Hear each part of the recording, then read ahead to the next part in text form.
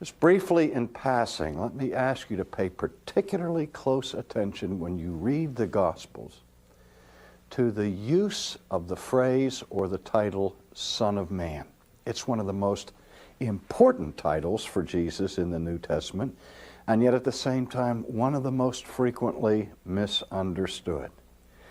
And part of the reason is we see the difference between the title Son of Man and Son of God. And given the church's confession historically of the dual nature of Jesus, that he had a divine nature and a human nature, the tendency for folks is to assume that when Jesus referred to himself as the Son of Man, that he was speaking of his human nature. And when he's referred to as the Son of God, he was being referred to vis-a-vis his divine nature. Well, it's not as simple as all of that, because both of these titles have within them elements that refer to his deity and to his humanity. But if anything, the emphasis on the two is just the opposite of what we would normally expect. The title Son of God is given in the first instance in Scripture to those who manifest obedience to the Father. Sonship is defined predominantly, not in biological terms here, but in terms of being in one accord or submissive towards and so on. Remember Jesus himself in his discussions with the Pharisees who claimed to be sons of Abraham. Jesus rebuked him and said, "You are the children of Satan. You are the children of the one whom you obey."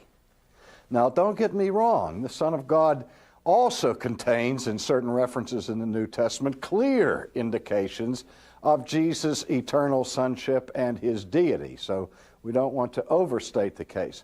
But this title, Son of Man, is the one I want you to really pay attention to when you're reading the Gospels, because it's used so often in the New Testament, and all but 3 times that it occurs in the New Testament, it comes from the lips of Jesus.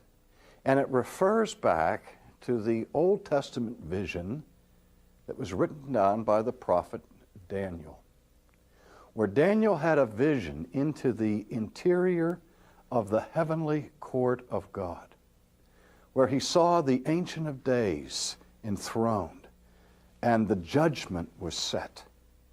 And to the Ancient of Days comes one like unto the Son of Man, who then is given the authority to judge the world. So that in the first instance, the Son of Man is a heavenly person. A heavenly person who descends to this world, whose principal role in his visitation to this earth is that of the heavenly judge. And then he returns to the presence of God in his ascension.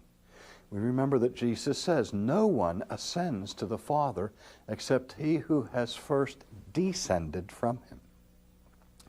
Again, we tend to think that Jesus is calling himself the Son of Man was an expression of humility, when in fact it was a claim to divine authority. That's why I want you to notice this.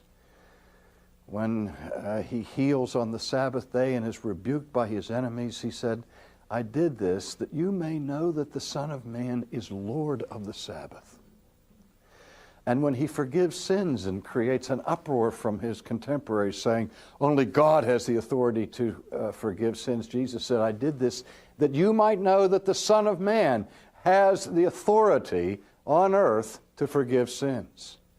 And again and again and again, you will begin to see that this title, Son of Man, that Jesus uses for himself, is a highly exalted title.